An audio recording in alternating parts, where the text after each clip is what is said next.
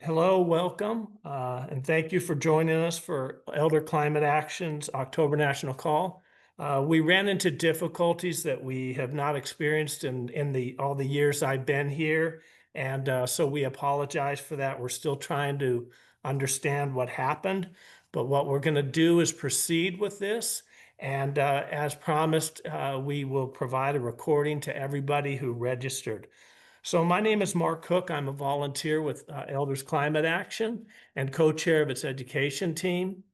I'm fortunate and grateful for the opportunity to moderate today's call with our expert and gracious presenter, Mark Jacobson, whom I will introduce in just a little bit. For those of you who are new to Elders Climate Action and may not be familiar with us, we are great aunts and uncles, grandparents, and everyday folks determined to leave a livable planet for future generations of all life. Our programs and communications and chapters are focused on engaging elders in building the personal and political will needed to respond to the climate crisis. At ECA, we are elder-centered and volunteer-driven, seeking to inform, inspire, engage, and encourage older generations to take action on the climate crisis at the local, state, and national levels. After Mark's presentation, we would have taken questions, so I'll leave that part out. We had also planned to have a climate action party after this. I think that too will probably not occur as planned, but that's to be determined. With that, I'm happy to introduce our presenter today. Mark has been a professor at Stanford since 1994 and currently is professor of civil and environmental engineering and the director of the Atmosphere Energy Program at Stanford University. Mark's career focuses on better understanding air pollution, global warming, and energy insecurity problems and developing clean, renewable energy electrification, wind, water, and solar solutions. Aside from addressing global warming, these plans have the potential to eliminate millions of air pollution deaths worldwide, reduce international conflict over energy, stabilize energy prices, reduce catastrophic risks, create jobs, and minimize land use. Last summer, Mark was a guest on My Climate Journey. It's now called MCJ on that podcast, and he has published 190 journal articles. The most recent of his 7 books is Still No Miracles Needed. It's a follow-up to his 2023 book titled No Miracles Needed: How Today's Technology Can Save Our Climate and Clean Our Air.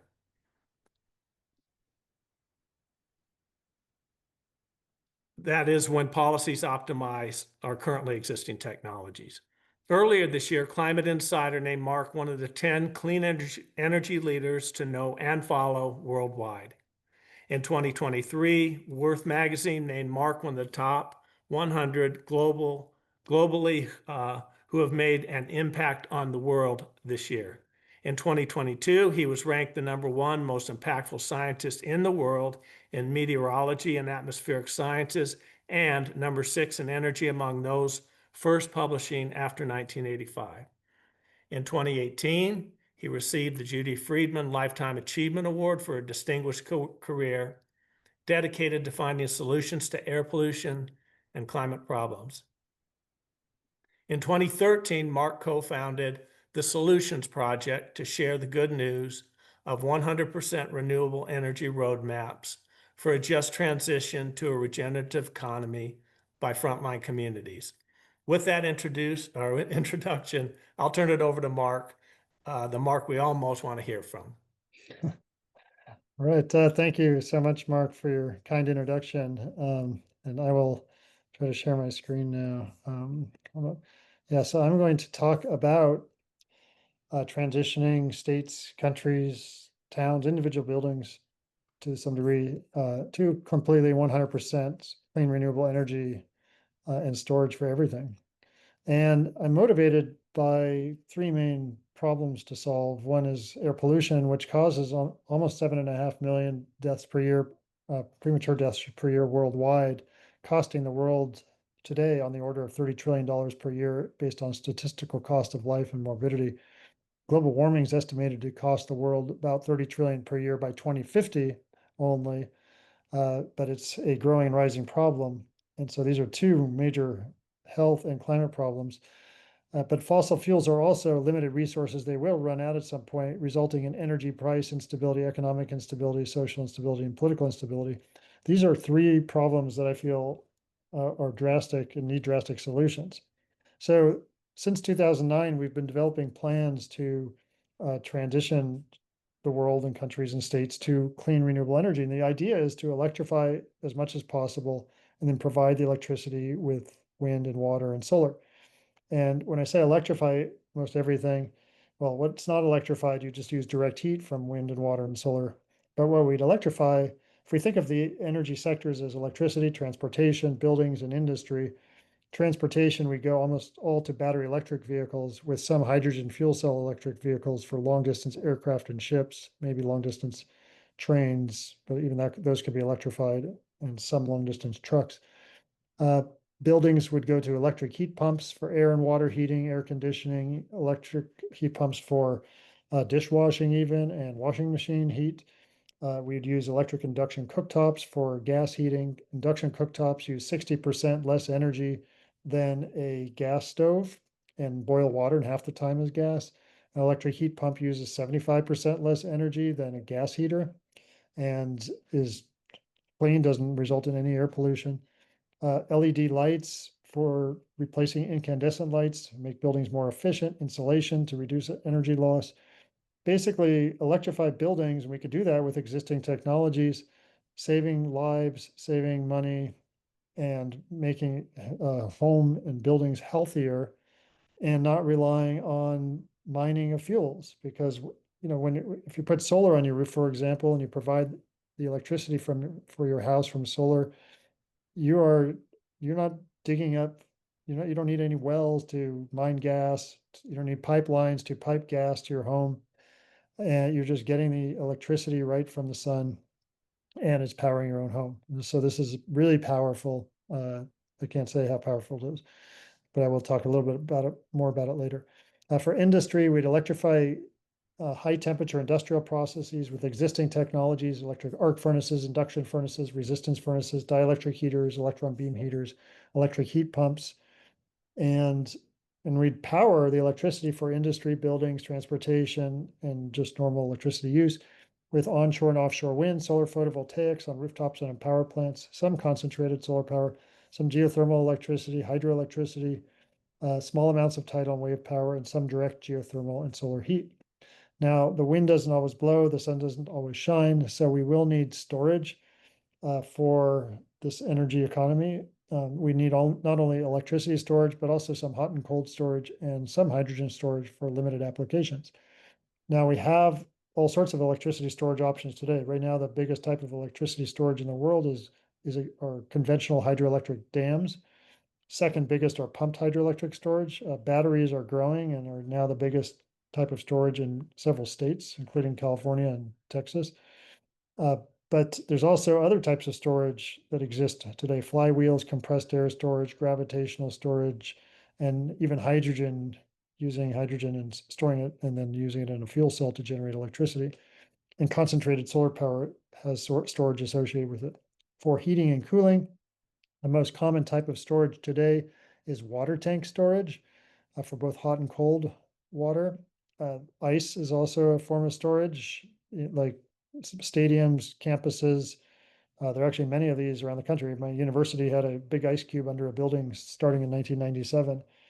So when the electricity prices were high during the day, it would just run water through coils on the ice to produce air conditioning instead of using electricity for air conditioning. So it's like battery storage, except it costs 1/10 the amount of battery storage per unit energy. And at night, you produce the ice when the electricity price is low. Storage in soil through boreholes, water pits, and aquifers. You can store heat for district heating systems very inexpensively, like less than $1 a kilowatt hour versus 100 plus dollars a kilowatt hour for electricity storage. So in cold climates, heat that's gathered in the summer can actually be stored seasonally through winter in underground thermal energy storage, such as borehole, water pit, and aquifer storage. We can also store heat in building materials and industrial heat. There's new technology where we can store heat up to 2000 degrees Celsius for several days in fire bricks, which are basically kiln bricks with different compositions that are insulated by other bricks. And when you have intermittent wind or solar, for example, you can use that excess wind or solar when you have too much of it, there are resistance elements in the bricks to heat the bricks up to 2000 degrees, store that heat for several days until you need it, and then you can run air through the bricks, and the hot air will then go to an industrial process to, for example, melt a metal.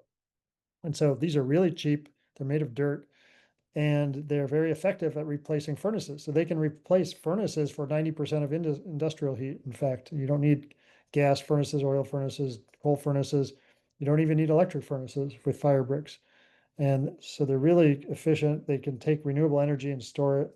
So it's a really nice technology, and it's commercial now.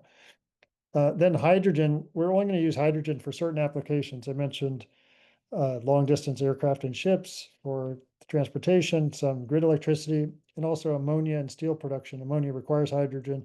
Steel production, you can get rid of 98.5% of the carbon and pollution from steel production by using hydrogen produced from clean renewable electricity and using clean renewable electricity for everything else in the steel production process. But anyway, so those are what we need hydrogen for. We don't need it for passenger vehicles. We do not need it for heating buildings. We don't need it to burn it for industrial heat. So limited uses of hydrogen. So the next question is, well, can we power the entire world for all purposes with 100% wind, water, and solar?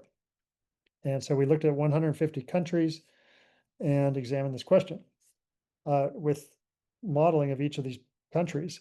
So we started with energy data for 2022, and each country projected those data forward. So we had energy demand data and energy supply data from each energy sector and each fuel type in each energy sector. We projected all those forward to 2050.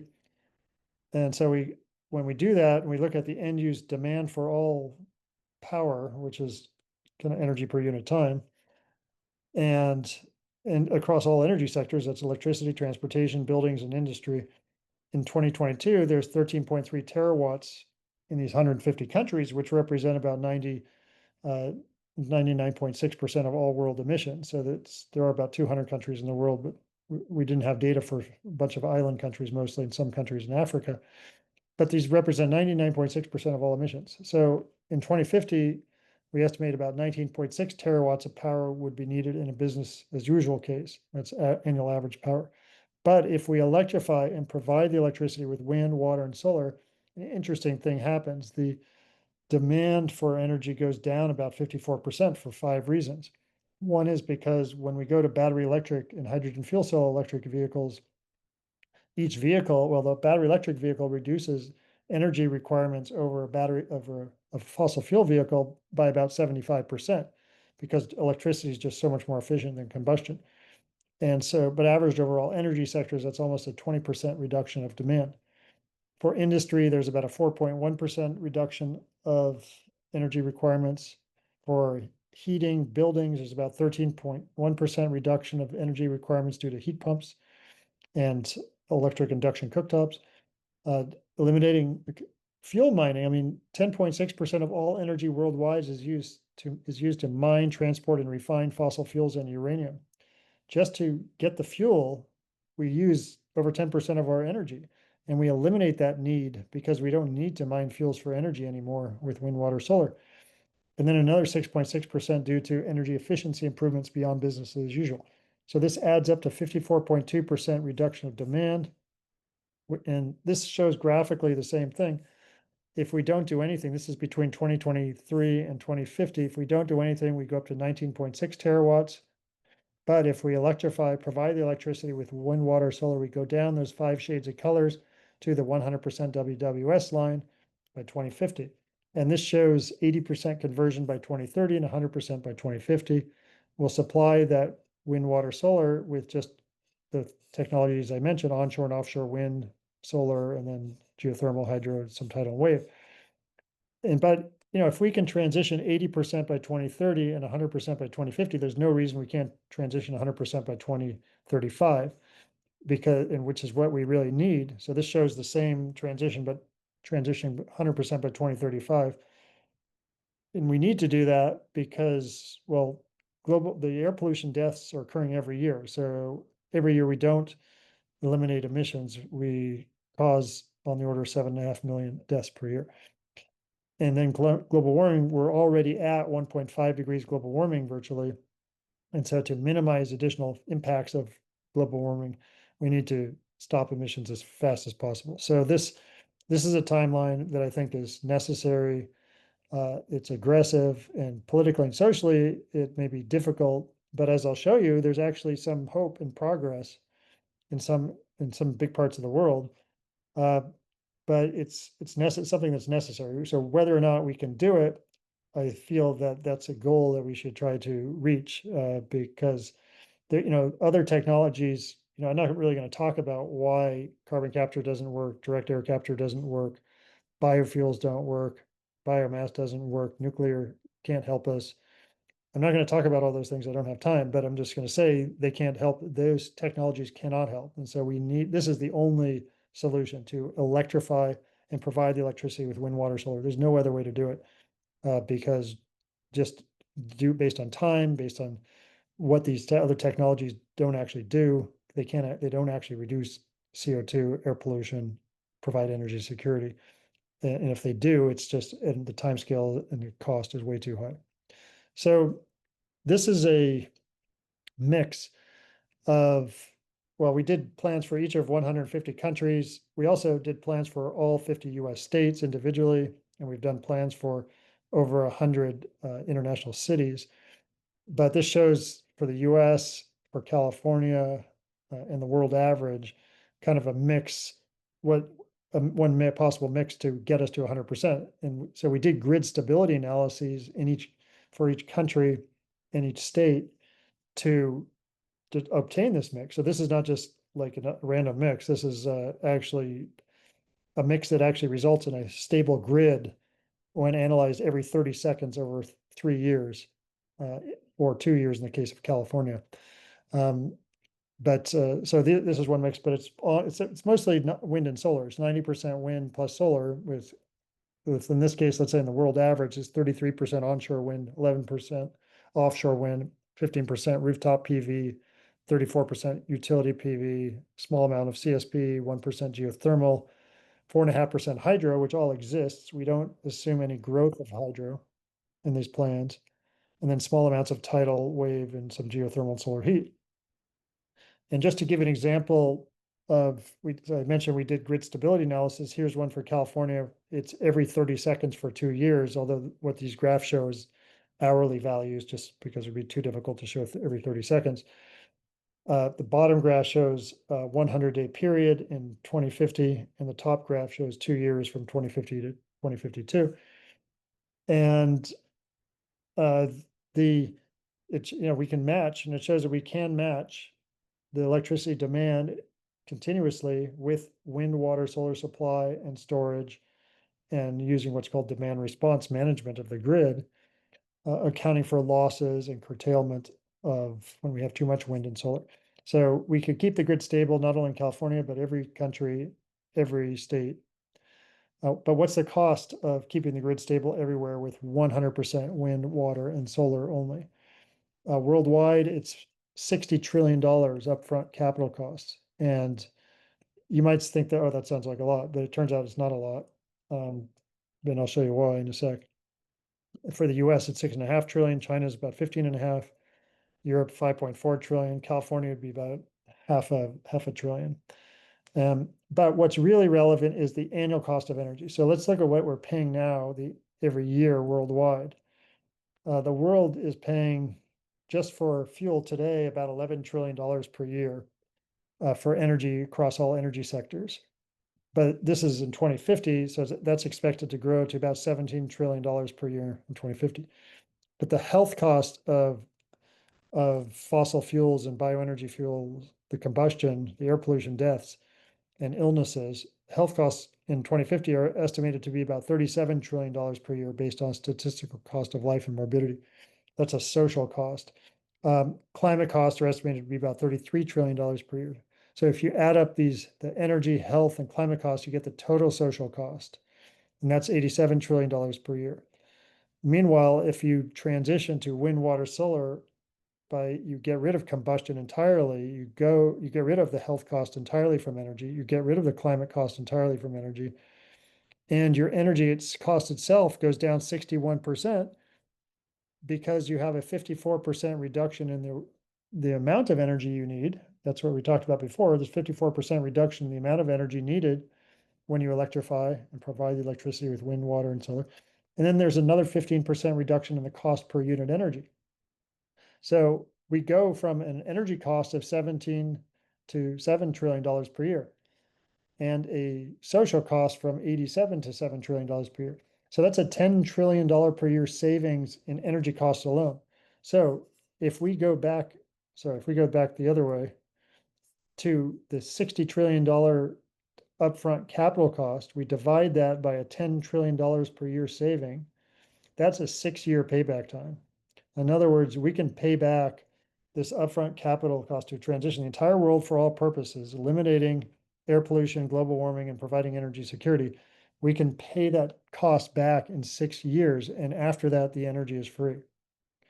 And because you put until you have to refurbish everything in 30 years, and then you can slowly refurbish.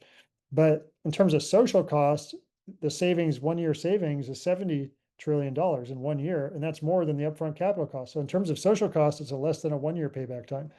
So there's a 61% reduction in energy cost, a 92% reduction in social cost, and energy costs payback time savings of 6 years, or payback time of 6 years, social cost payback time of 1 year. This seems like an unbelievable thing that we should be doing. Just to give you an idea, like I mentioned, there's a 15%, we assume 15% reduction in the cost per unit energy. Well, this is today. Here's the cost per unit energy today worldwide at weighted average from IRENA, the International Renewable Energy Agency. Fossil fuels worldwide, $100 a megawatt hour on average. Utility PV right now is $44 a megawatt hour. Onshore wind 33, offshore wind 75, geothermal 71, hydro 51. So they're all already lower cost. Now, of course, you've got to account for storage on top of this, but fossil fuels also requires storage, all requires transmission distribution. So point is, our assumption is very conservative that, likelihood that costs will be even less than what we estimate because the cost per unit energy are already way lower than of fossil fuels. Next question, and another myth here. How much land is required? Well, okay, so for transitioning to renewable wind, water, solar, we do not require new land for tidal and wave power for offshore wind. We're not adding any new hydro in these plans. Rooftop PV does not take up any new land. Geothermal is small, so the only new land is for utility PV and CSP and solar thermal, which we call spacing. Sorry, that's footprint area because you can't really do much else with the land. However, photovoltaics, you can put them on top of agricultural fields, what they call agrivoltaics. And so you can combine that together. But let's just say you can't do anything with that land for utility PV. Onshore wind is basically a pole in the ground, and it's space between the wind turbines that can be used for multiple purposes. Nevertheless, let's just count the spacing area for wind and the footprint area for solar and assume you can't do anything else with it. On the world plans, if you look at the whole world, we're using 0.39% of the world's land for new wind and 0.18% for new solar. So that's 0.57%, a little more than 0.5% of the world's land for transitioning everything. Now in the US, that's about 1.05%, and California about 0.8%. But look how much land in the US is already taken by corn ethanol and fossil fuels. Right now, 1.24% of all US land is used to grow corn for ethanol for transportation, and that supplies only 4% of US transportation energy. It's a huge amount of land, more than we would need to power the entire US with wind, water, and solar, just for the corn ethanol. So you can just put all the wind, water, solar on corn ethanol land. You'll still have some extra if you want to still use corn ethanol. But corn ethanol is a waste of energy and time. It doesn't do anything. It doesn't help climate. It increases air pollution. Doesn't provide energy security. It's a diversion, but it gets a lot of subsidies. Now, another 1.16% of US land is occupied by the fossil fuel industry for millions of miles of pipelines, 5 million oil and gas wells, which are 4 million of which are abandoned, and then refineries, gas stations, storage facilities, processing stations, etc. So 2.4% of US land is occupied by ethanol plus fossil fuels. It's much more than what we need to power the US with just wind, water, and solar. So that's another myth that these renewables take up a lot of land. They take up way less land than a fossil fuel infrastructure or a biofuel infrastructure. Okay, so the next question is, okay, what's actually happening? This shows the countries on the left and states on the right that are high percentages of wind, water, and solar already installed in their electric power sector only. This is just electric power sector, which is about 20% of all end use energy. But so on the left, let's start. There are actually 14 countries that generate 95 to 100% of their electricity with wind, water, solar already. And they're dominated by hydropower. Albania, Bhutan, Central African Republic, Lesotho, Nepal, Iceland, South Georgia Sandwich Islands, Ethiopia, Congo, the Democratic Republic of the Congo, Paraguay, Costa Rica, Norway, Namibia, Sierra Leone. The H is hydro, S is solar, W is wind, G is geothermal. So you can see they're all dominated by hydro, but they're all 100% wind, water, solar almost, or already that in the electric power sector. Now look at the right. This is really interesting. These are states where we're looking at the wind, water, solar supply as a percent of demand for electricity in the states. So for example, in the last 4 quarters, or at least quarter 3 24, so it's mid 23 to mid 24 to mid 25, mid 2024 to mid 2025, South Dakota provided 120% of its electricity demand with just wind, water, and solar. It was about 88% wind, about 30% hydro, and 2% solar. And Montana supplied 95.3% of its demand with wind, water, solar, about 55% hydro, about 38% wind, and the rest solar. Iowa was almost all wind, 78.5% total, with maybe close to 76% or so wind. Then you can see Washington State, Maine, Kansas. In fact, of the top 11 states down to Oklahoma, 7 are dominated by wind. Well, if you count California, that's dominated by solar. So 7 are dominated by wind, 4 are dominated by hydro, and then California is solar. But the other interesting thing is that of the top 11 states, 10 have electricity prices that are at least 2 cents a kilowatt hour below the US average. So that's this slide here. So this is another myth that's I'm busting here, which is people say, well, renewables lead to high electricity prices. This is just not true. And you can just look at the data. The data show the opposite. They show the percent of demand supplied by wind, water, solar on the horizontal axis. So South Dakota is up at 120%. Montana is like at 95%, etc. Versus electricity price during the same period in those states. And the red line is the US average. And you can see of the top 11 states, 10 of them have electricity prices at least 2 cents a kilowatt hour below the US average, and some much more. Of the top 18 states, which is everything on this graph, and all the 18 are above 30% wind, water, solar, 15 out of the 18 have electricity prices below the US average. Only California, Maine, and Vermont have high prices. And California's prices have nothing to do with renewables. In fact, if we didn't have renewables, we'd even have higher prices. The reason is we have higher prices in California is because utilities have been passing on to customers the destruction from the San Bruno gas disaster that killed multiple people and blew up a city block back, over a decade ago, for the Aliso Canyon gas blowout, one of the largest blowouts in world history. for wildfires for the last 7 years that have plagued the state, that caused by transmission line sparks and blown by winds. All the costs, those billions, hundreds of billions of dollars of costs have been passed on to customers. And in addition, because of San Bruno, all the underground gas lines had to be strengthened. That cost got passed on to customers. Because of the fires, now we're undergrounding transmission lines. That cost has to be passed on to customers. We're upgrading the transmission distribution grid because it's aging. We have the second or third highest gas prices in the US, and we're keeping Diablo Canyon Nuclear open with subsidies. All these costs are being passed on to customers, and that's why we have high electricity prices in California. Nothing to do with the renewable. Now, okay, so now I'm going to go to, well, how fast is the world moving or not moving to wind, water, and solar? And this is really new information, really eye-opening. And there's some good and really good news here, actually. And there's some really bad news, but there's also some good news. So to start with, this shows, for example, the year that we estimate different countries will meet 100% wind, water, solar across all energy sectors if they electrify all energy. And this is based on, first of all, our estimates for each country of what they need to be 100% wind, water, solar. And then second, what they have installed in the years 2023, 2024, and 2025, and what are the rates of installation.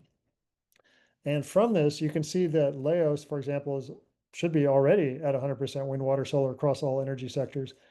And I'll show you why, but it's because they have so much hydro. They have like 3 times more hydro than they need, and so they export all the difference. Estonia is by 2035, Lithuania by 2036, Greece by 2041, Norway 2043, Switzerland 2047, and look, China. China is the biggest emitter and energy consumer in the world, consumes and emits about 35% of all energy and responsible for about 35% of all emissions.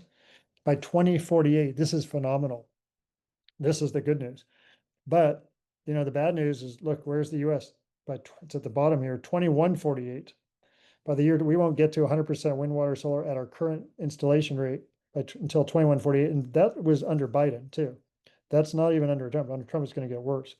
So the fact is, which really reflects, and India is pretty close to the US in terms of how far down we are, but it also reflects how fast China is actually moving. So I want to focus on that because this is actually very remarkable, but it gives hope because there's no excuse for other countries not to be able to do what they are doing. So here, for example, this is what's being installed in China in terms of renewable energy. The red is what the nameplate capacities. Oh, sorry, this is not nameplate. This is the actual end. What's the power produced from the wind, water, solar installed? And the red is 2023, orange is 2024, green is 2025, and the blue is what is needed in 2050.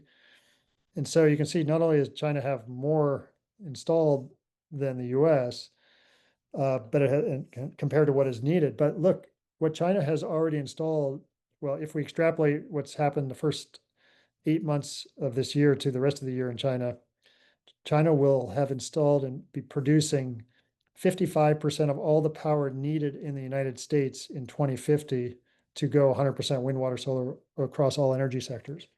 It has installed so much renewables, it's already at 55% of what the US needs. And it's installing this year alone, it will install about 440 gigawatts of wind, water, and solar, mostly solar than wind and then some hydro. That's more in 1 year, they're installing more wind, water, solar than the nameplate capacity of all the nuclear plants in the entire world installed over the last 60 years, just in 1 year in China. So it's like the fastest expansion ever of renewable energy. And this is just in 1 year, and this is higher than the year before. In the whole year before is like 380 gigawatts. This year will be about 440 gigawatts or so. But based on this trajectory of what they're installing, they should be 100% wind, water, solar by 2048, US by 2148, 100 years later. Here's another graph showing the same thing, the US rate on the blue, the China rate in the red. And the point is the US can do it. I mean, the US and China have a similar land size. US has a larger economy, so there's no reason the US can't do it. It's because of policies that are favoring useless technologies and damaging technologies. That's the reason we're not going as fast as China. Now, just to show you kind of more graphs of the same thing, here's US in terms of the nameplate capacities of what's been installed, 23, 24, and 25 versus what's needed. Same in China, you can see it's higher. Here's some other countries. So Laos back in 2023, 2024. And compared to what's needed, Laos is actually almost there, but it's all hydro. And it's all this is in terms of nameplate capacity, but notice that hydro has, for every nameplate capacity unit for hydro, you can what's called the capacity factor can be, anywhere from 50 to 80, 90%. So you're actually producing a lot more power than with solar, which is like a 20% capacity factor. So even though there's a lot of yellow, that's the equivalent amount of hydro to produce that yellow is very small. For Norway, it's also pretty close. Greece is doing really well as well. And here's all 150 countries that we examined, where they are in 23 and 24 versus where they need to be. Okay, so lastly, I want to talk about California and how, because this is really interesting as well. California is actually moving in the electric power sector, is moving in faster than China and faster than anybody else. So I'm going to show you a few graphs here, and I've been charting every day the wind, water, solar supply in California relative to the demand. So on the left, the red line is 100% demand, and this is on California's main grid. On the right, the red line is the actual demand in power units, so gigawatts. And then on the left and the right, the yellow is the solar production, the green is wind production, the red is geothermal production, the light blue is hydropower production, and the dark blue is battery production. And the batteries are charged usually when you have extra wind and solar like you do here, they're charged during the day with the extra wind and solar. And so you can see on this day, there was wind, water, solar exceeded demand for 9.9 hours during the day. And the peak was 162% of demand. The peak met was 162% of the demand. And so you can see also on the right that there's during the day, the demand goes down. And the reason the demand goes down like that during the day is because of all the rooftop solar. This does not include rooftop solar. This is just utility solar. But when people have rooftop solar, they use that rooftop solar to provide their own electricity, so they don't need grid electricity. As a result, grid electricity demand goes down during the day because of the huge growth of rooftop solar in California. So here's a day with 100%, over 100% wind, water, solar on the grid for part of the day. Here's another day, Sunday, May 25th, 10.5 hours greater than 100% wind, water, solar. 82% of the 24-hour demand was met by wind, water, solar, and wind, water, solar met a peak of 158% of demand, another 100% day. Here's another one where there was a record battery discharge rate of almost 11 gigawatts. Since then, the record has gone up to 11.2 gigawatts, the peak discharge rate of batteries. And these are 4-hour batteries, so they can discharge 11.2 gigawatts for 4 hours. To put that in perspective, the average power demand in California on the main grid is 24 gigawatts. So, 40 to 45% of the average power demand can be met by batteries for 4 hours in California right now. And most of those batteries were installed in the last 2 years. And here's one more day. This is Saturday, October 25th. This is just a couple days ago. This was the 206th day this year with 100% wind, water, solar. And actually, since then, 2 more days we have. The Sunday and Monday were also 100% days. So now there are 208 days out of 300 this year. We've had over 100% wind, water, solar on the grid for part of the day. For comparison, in all of last year, there were 132 days with greater than 100%. So the growth of wind, water, solar is so phenomenal that California will be 100% renewables 24/7, 365 days by 2036. We have to fill in those white spaces. So what's filling in the white spaces now? Well, there's gas, there's some nuclear, there's imports. But even the imports are about 58% wind, water, solar. So let's look at what's happened in the last 3 years in California. This shows, there's a lot of information here. I'll just summarize it. The left chart is the left 3 lines. Each color is a different year. Green is 2023, red is 2024, blue is 2025. The left set of bars is demand. Actually, the demand in 2025 is down 2.1% versus 24 and 1.4% versus 23. Why is that? Why is the demand down when everybody's talking about data centers taking up new supply or needing new electricity? And California has the third most data centers in the US and by far the most electric vehicles and huge numbers of heat pumps, yet demand is going down. Well, it's because people are putting up a lot of rooftop solar to offset the increase of demand from all these other electric demands. Well, so this year, wind, water, solar is up 5.2% versus 24 and 15.3% versus 23. Solar is up 14.4% versus 24 and 43.1% versus 23. Wind is up 2% versus 24 and 5.3% versus 23. Batteries are up 56% versus 24 and 201% versus 23. But here's the major one. Fossil gas is down 18.3% versus 24 and 37.4% versus 23. So wind, water, solar is displacing gas on California's grid. Imports are up 18.3% to also displace some of the gas, but those imports are 58% wind, water, solar. So we're seeing a complete change of paradigm where we're getting rid of gas and replacing it with clean renewable energy on the California electric grid. This shows kind of this time series for the whole of 2025. On the top is 100% demand, and it shows for every day of the year so far. The solar in yellow, the green is wind, red is geothermal, light blue is hydro, and the dark blue is the batteries, how we're meeting demand. And on the bottom is the absolute amounts. So again, we're doing it consistently. The wind always blows somewhere, the sun always shines somewhere, heat always flows somewhere in the earth, and water always flows somewhere over land. So that's why wind, water, solar, we don't need to mine, we can get that energy naturally. A couple more slides. Here's the growth of the nameplate capacities of generators in California. The yellow is utility solar. The red is the rooftop solar. You can see how that rooftop solar is growing too. The blue is batteries, and this only goes to 24. Sorry, I don't have 25 data here, but you can see that trend in the growth. And one more thing, this shows how the rooftop solar is decreasing demand on the grid. Just look at two lines, the bottom two lines. The purple is between 23 and 24, and that kind of aqua green is between 2022 and 23. You can see the demand went down between those 2 years because of the huge growth of rooftop solar. So what can be done to get 100% wind, water, solar every hour of every day? Well, more utility PV and batteries, more rooftop PV and batteries, electric heat pumps and energy efficiency in buildings, offshore wind, enhanced geothermal, which is a new technology where you can, instead of conventional geothermal, where you can only do that where you have tectonic plates and volcanoes, enhanced geothermal, you can pretty much do anywhere because you can dig deep enough and it's always hot somewhere when you dig deep enough. Shifting more hydro to nighttime and using demand response more effectively. These are ways we can get to 100% wind, water, solar every hour of every day. And we can do this everywhere. It's not just California, everywhere this is possible. We just have to put our mind to it. So to summarize, transitioning the world to 100% wind, water, solar. Well, I didn't talk about jobs, but we calculate worldwide about 28 million more long-term full-time jobs produced than lost. In the US, it's about 3 to 4 million more.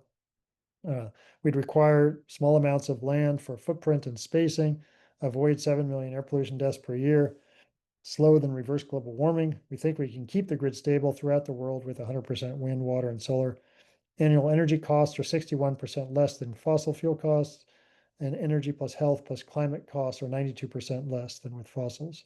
So with that, I want to leave you just with some additional information. There's some plans that are all freely available at this website. There's an online course, infographic maps that you can get a plan for each state or country that you're interested in, and then Still No Miracles Needed. This is a new book that's coming out in January that anyway, it's just kind of summarizes not only what I've talked about here, but kind of everything I've learned about transitioning the world to clean renewable energy and storage with existing technologies. We do not need miracles. We don't need, as I mentioned, carbon capture, direct air capture, blue hydrogen, electrofuels, small and large nuclear reactors, bioenergy like biomass, biofuels, biogas. We don't need those. We can do this with simple, straightforward, common sense technologies and energy efficiency, of course. So thank you very much. I appreciate you allowing me to talk to you, and I will stop sharing there. Okay. Okay. Do any of us who are here have questions for Mark before we sign off?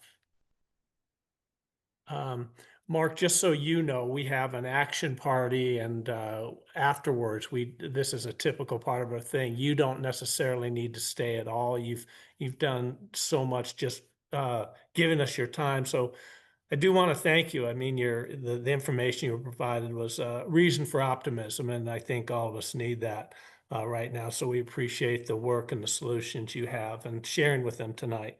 Um, for our Thank you. other participants, again, you will get a recording of this, and that will be within the next 24 hours.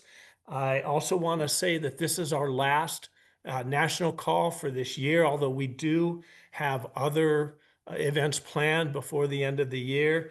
And then finally, our next national call will be in January, and that will be with Nathaniel Stinnett of the Environmental Voter Project. So we hope you'll join us then and see you in between for the other things we have planned for the rest of the year. Again, Mark, thank you so much. All right. Thank you, Mark. I appreciate it. Thanks. Thanks, everybody. Okay. Well, take care. And good luck with everything. Good night. Thanks so Okay. much again. Good night. Thank you.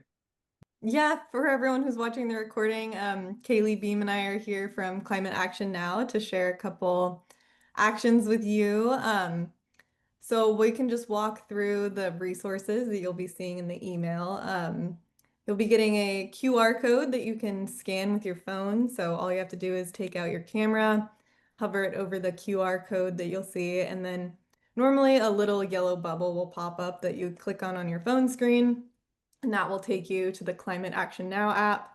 If it's not already downloaded, it will walk you through that process.